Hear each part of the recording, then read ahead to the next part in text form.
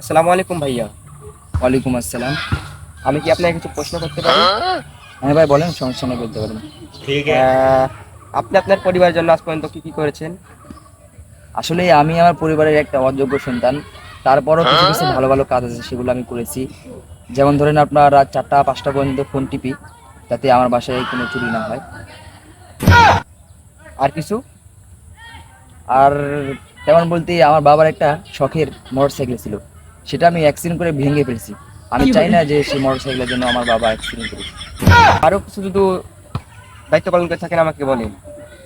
আর তেমন কিছু নাই, তবে আমার আরও কয়েকটি ঘটনা আছে যেগুলো না বললে নয়। যেমন ধরেন আপনার হলো, আমি কোনোদিন পরীক্ষার হলে যাইনি, কারণ আমি চাই না যে আমার জন্য আমার বাবা চিন্তায় পড়ুক। আহ, আর যদি কিছু করতেন তাহলে আমাকে যদি বলতেন।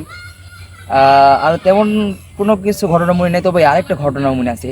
আমি অনলাইনে এত পরিমাণ জুয়া খেলতাম, আমার বাপ দাদা যত সম্পত্তি আছে সব কিছু আমি সেগুলো মানে নষ্ট করে দিয়েছি।